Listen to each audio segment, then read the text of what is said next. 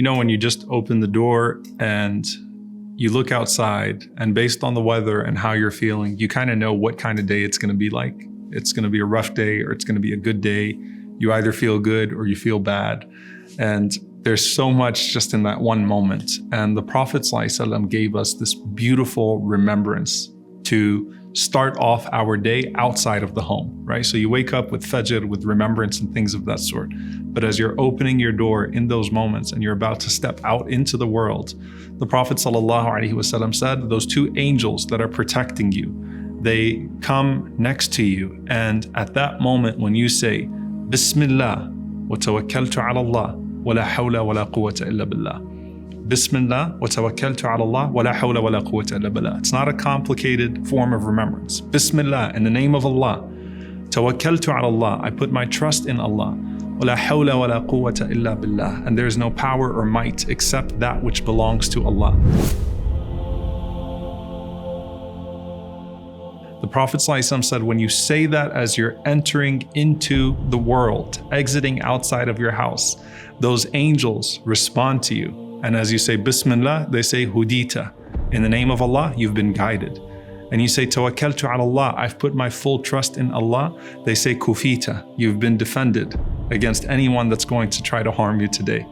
And then they say, wa la hawla wa la quwwata illa billah, and there's no power or might except that which belongs to Allah. They say, wuqita, and you've been protected from all harm for the day.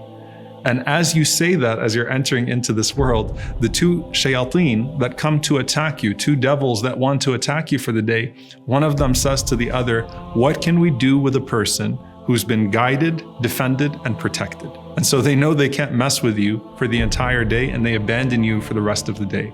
This is a powerful connection to a very famous story with Umar ibn al-Khattab radiallahu ta'ala anhu. Umar radiallahu anhu was so pure, obviously, that he didn't just say these words, he lived these words of Bismillah, tawakkaltu ala Allah, wa la hawla wa la quwwata illa billah. He had such a desire to be guided that the Prophet ﷺ said that he was naturally guided to the truth because the angels would speak to him, muhaddathun. It's like he was spoken to, where his intuition just matched divine guidance. He had such trust in Allah subhanahu wa ta'ala that he couldn't be harmed from anyone else.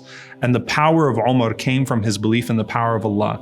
And the famous story is that the Prophet ﷺ said that when Umar ibn al-Khattab radiallahu anhu takes a path, the shaitan takes another path. The shaitan will not even be seen on the same street as Umar ibn Khattab radiallahu ta'ala anhu. How do we bring that into our own lives?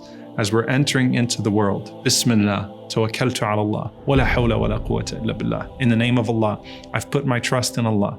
And there is no power or might except that which is with Allah. And the angels responding, saying, you've been guided, you will be defended, you will be protected, and your shayateen knowing that you are going to be under the protection of the angels and the guidance of Allah subhanahu wa ta'ala throughout the day.